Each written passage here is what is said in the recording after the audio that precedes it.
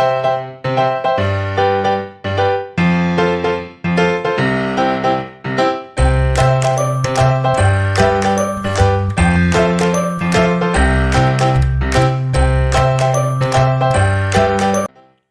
adik-adik, bagaimana kabarnya? Mudah-mudahan sehat selalu ya. Ketemu lagi di channel pembelajaran Sigma Smart Study, masih bersama Kak Febri. Di video kali ini kita akan membahas materi virus, yaitu materi biologi untuk kelas 10. Tapi sebelum kita mulai belajar, jangan lupa untuk yang belum subscribe, yuk di-subscribe dulu channelnya.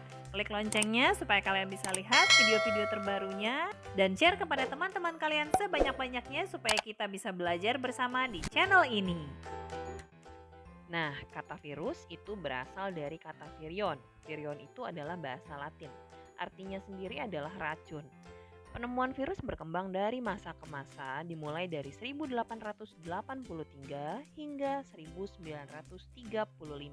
Berkembangnya penelitian mengenai virus dimulai dari Adolf Meyer, seorang ilmuwan asal Jerman di tahun 1883 yang meneliti penyakit pada tembakau. Daun-daun tembakau banyak yang memiliki bercak-bercak kuning.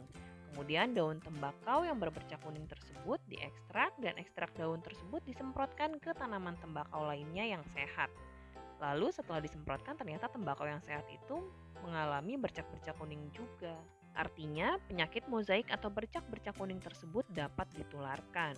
Dan setelah dilihat di bawah mikroskop tidak terlihat apa-apa, maka disimpulkan bahwa penyakit tersebut disebabkan oleh bakteri yang sangat kecil sehingga tidak terlihat di mikroskop. Kemudian dilanjutkan oleh Dmitri Ivanovsky, seorang ilmuwan asal Rusia di tahun 1892 yang melakukan percobaan yang sama dengan Meyer.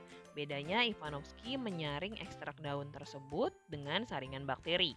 Filtrat atau hasil penyaringan ekstrak daun tersebutlah yang disemprotkan ke tanaman tembakau sehat dan kemudian muncul juga bercak kuning. Lalu Ivanovsky menyimpulkan ada dua kemungkinan, yaitu penyakit tersebut disebabkan oleh mikroba yang berukuran lebih kecil dari bakteri atau mikroba itu punya zat atau racun yang dapat menembus jaringan.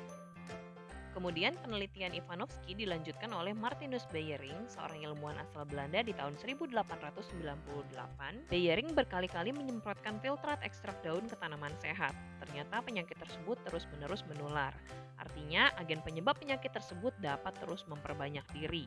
Dan setelah melalui berbagai macam eksperimen, ternyata agen penyebab penyakit tersebut tidak mati karena alkohol dan tidak dapat ditumbuhkan di medium pertumbuhan buatan. Lalu Beijering menamai agen tersebut sebagai cairan hidup yang bersifat patogen atau Contagium vivum fluidum. Dan pada akhirnya penelitian mengenai penyakit mozaik pada daun tembakau tersebut disempurnakan oleh Wendell Meredith Stanley, seorang ilmuwan asal Amerika Serikat di tahun 1935, di mana Stanley mengisolasi dan mengkristalkan virus mozaik tembakau atau tobacco mosaic virus. Lalu Stanley menyimpulkan bahwa virus berbeda dengan bakteri karena dapat dikristalkan dan hanya berkembang dalam sel hidup saja. Nah, perhatikan gambar yang paling kiri ya, itu adalah gambar daun tembakau yang mengalami bercak-bercak kuning atau penyakit mozaik. Berikutnya adalah gambar virus TMV yang terlihat di bawah mikroskop elektron, dan yang paling kanan adalah ilustrasi virus TMV yang sudah disempurnakan. Nah, jadi sebetulnya virus itu makhluk hidup atau tidak hidup ya? Jadi kalau kita simpulkan, virus adalah metaorganisme atau organisme peralihan. Peralihan dari benda mati dan makhluk hidup. Hal tersebut dikarenakan virus memiliki beberapa ciri. Yang pertama, tidak memiliki organel-organel sehingga tidak dapat melakukan metabolisme, serta virus juga dapat mengkristal ketika berada di luar sel inang. Jadi, kedua sifat tersebut menyebabkan virus tidak memenuhi syarat untuk disebut makhluk hidup. Tetapi virus juga memiliki sifat makhluk hidup, yaitu memiliki materi genetik berupa DNA atau RNA dan dapat menggandakan dirinya atau bereplikasi ketika berada di dalam sel inang. Nah, karena itulah virus disebut obligate intracellular parasite atau parasit yang harus hidup di dalam sel inangnya. Struktur virus sangat beraneka ragam. Ada yang berbentuk batang, poligonal, bulat maupun yang berbentuk kompleks. Tetapi di antara semua bentuk tersebut, kesamaannya adalah semua virus diselubungi oleh selubung protein yang biasa kita sebut kapsid. Nah, berikut ini adalah rincian struktur bakteriofag. Bakteriofag itu adalah faga atau virus yang menyerang bakteri. Bakteriofag memiliki kepalanya berisi materi genetik DNA atau RNA, di mana kepalanya terbungkus oleh selubung protein kapsid. Ya, kapsid itu tersusun atas protein, lalu ada ekor, dan di paling bawah ada serabut ekor yang berfungsi untuk melekatkan dirinya ke sel inang ketika akan menginfeksi sel inang.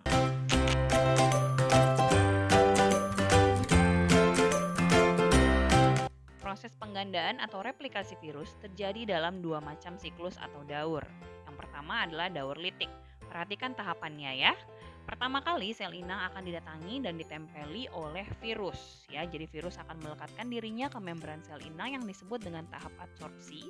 Kemudian virus akan mengeluarkan lisozim yang menghancurkan membran sel inang dan memasukkan materi genetiknya yang disebut tahap penetrasi atau injeksi. Kemudian materi genetik virus tersebut akan mengambil alih proses metabolisme sel inang yang disebut dengan tahap eklifase. Lalu virus akan memanfaatkan materi-materi yang dimiliki sel inang untuk melakukan sintesis atau pembentukan virus-virus baru hingga akhirnya sel penuh dengan virus-virus baru dan lisis atau pecah.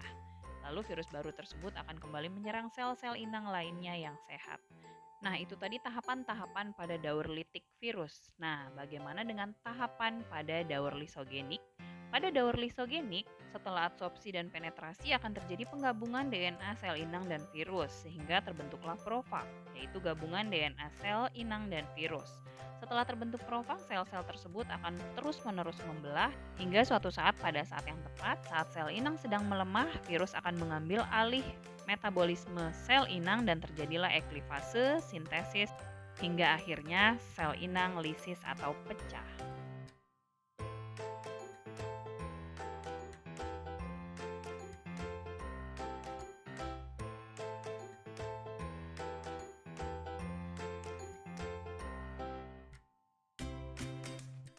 Jadi jika kita ringkas, perbedaan antara daur litik dan daur lisogenik adalah sebagai berikut.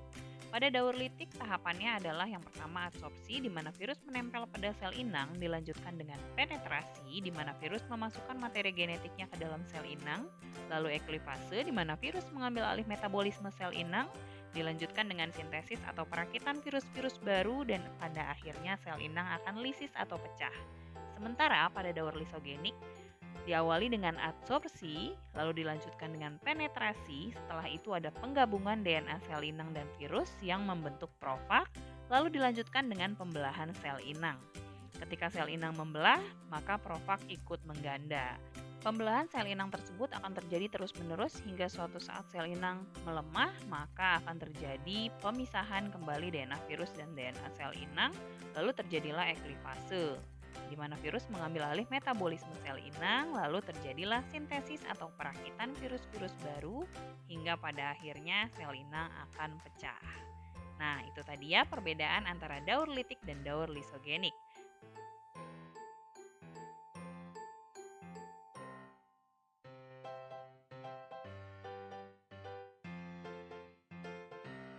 Berdasarkan materi genetik yang dimilikinya, virus dikelompokkan menjadi dua, yaitu virus yang memiliki materi genetik DNA dan kelompok virus yang memiliki materi genetik RNA.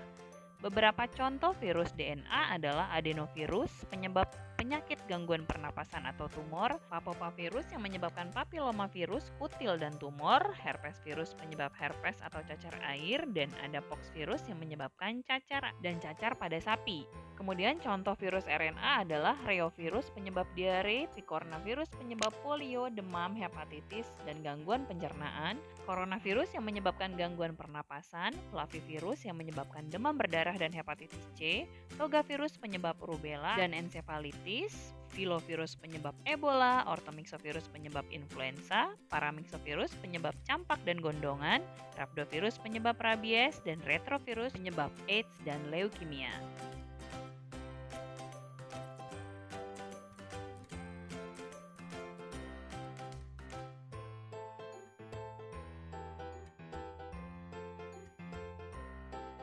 Nah, di antara semua kelompok virus RNA tersebut, ada yang kita sebut dengan retrovirus. Retrovirus ini memiliki keistimewaan karena Setelah retrovirus menginfeksi sel, virus itu akan melakukan transkripsi balik atau biasa disebut reverse transcription. Retrovirus akan membentuk DNA dari RNA-nya dengan menggunakan enzim reverse transkriptase. Disebut transkripsi balik karena pada semua makhluk hidup, RNA terbentuk dari DNA, kecuali pada retrovirus membentuk DNA dari RNA.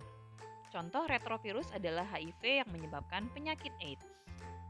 Nah, berikutnya kita akan membahas penyakit yang saat ini sedang menjadi pandemi di seluruh dunia, yaitu COVID-19. COVID-19 disebabkan oleh coronavirus, tepatnya SARS coronavirus 2 yang pertama kali ditemukan di Cina. SARS coronavirus 2 berasal dari SARS coronavirus yang termutasi. Coronavirus ini adalah kelompok virus RNA yang sangat mudah mengalami mutasi.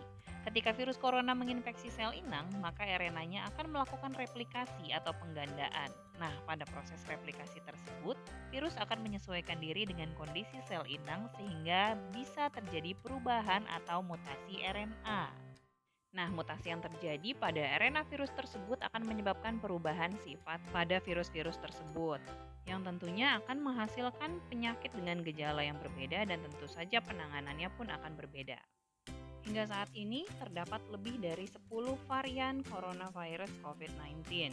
Di antaranya, varian Alpha yang pertama kali ditemukan di Inggris pada bulan September 2020, varian Beta yang pertama kali ditemukan di Afrika Selatan pada Mei 2020, varian Gamma yang pertama kali ditemukan di Brazil pada November 2020, varian Delta yang pertama kali ditemukan di India pada Oktober 2020, dan kemudian kasusnya melonjak luar biasa di Indonesia pada pertengahan tahun 2021, varian Epsilon yang pertama kali ditemukan di USA, Amerika Serikat pada bulan Maret 2020, varian Zeta yang ditemukan di Brazil pada bulan April 2020, varian Eta di berbagai tempat ditemukan di bulan Desember 2020, varian Theta di Philippines Januari 2021, varian Lota di USA November 2020, varian Kappa di India Oktober 2020, dan varian Lambda yang ditemukan pertama kali di Peru pada bulan Agustus 2020. Banyaknya varian coronavirus tersebut menunjukkan bahwa virus tersebut sangat mudah untuk termutasi. Karena itulah kita harus tetap waspada menjaga protokol kesehatan untuk memutus mata rantai penyebaran COVID-19. Nah, kemudian apakah peranan virus dalam kehidupan manusia? Tentu saja virus memiliki peranan yang menguntungkan untuk manusia. Ada beberapa peran menguntungkan virus. Yang pertama untuk pembuatan vaksin. Vaksin dibuat dari virus yang dilemahkan, kemudian dimasukkan ke dalam tubuh manusia. Tujuannya untuk mengaktifkan sistem kekebalan tubuh kita terhadap virus tersebut. Lalu yang kedua, melemahkan bakteri. Bakteri patogen akan melemah jika diinfeksi oleh virus. Kemudian yang ketiga, untuk terapi gen.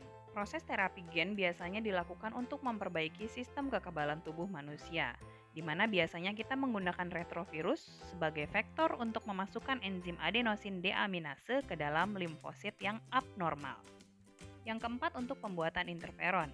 Virus dapat memicu pembentukan interferon, yaitu protein yang merupakan respon imun non-spesifik untuk melawan bakteri, virus, atau kanker. Kemudian virus juga bisa kita gunakan sebagai bioinsektisida, yaitu bakulovirus. Biasanya bakulovirus dimanfaatkan sebagai pembasmi serangga yang ramah lingkungan. Selain peran yang menguntungkan, tentu saja ada peran merugikan karena virus adalah parasit. Jadi dalam kehidupan manusia, virus dapat merugikan karena menyebabkan penyakit pada tumbuhan, hewan, dan manusia itu sendiri. Contoh virus yang menyerang tumbuhan adalah TMV atau tobacco mosaic virus yang menyerang tembakau dan tomat. Kemudian ada CVPD atau citrus vine phloem degeneration yang menyerang tanaman jeruk. Lalu ada penyakit potato yellow dwarf virus, yaitu penyakit yang menyerang tanaman kentang, serta virus tungro yang menyebabkan kerdil pada tanaman padi.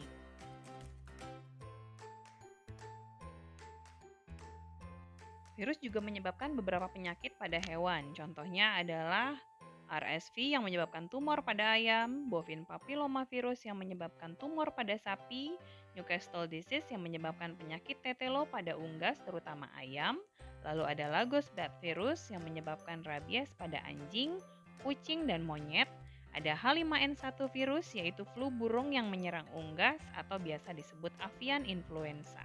Pada akhirnya penyakit ini sempat menjadi epidemi karena dapat menyerang manusia karena mengalami mutasi. Lalu ada pula penyakit mulut dan kuku pada hewan ternak. Virus juga dapat menyebabkan beberapa penyakit pada manusia seperti influenza yang disebabkan oleh orthomyxovirus, cacar yang disebabkan oleh herpes virus, polio yang disebabkan oleh poliovirus, hepatitis yang disebabkan oleh hepatovirus, demam berdarah yang disebabkan oleh virus dengue, flu burung yang disebabkan oleh virus H5N1, SARS yang disebabkan oleh coronavirus, herpes yang disebabkan oleh simplex virus, AIDS yang disebabkan oleh HIV, dan Ebola yang disebabkan oleh filovirus, dan banyak lagi penyakit lain yang disebabkan oleh virus.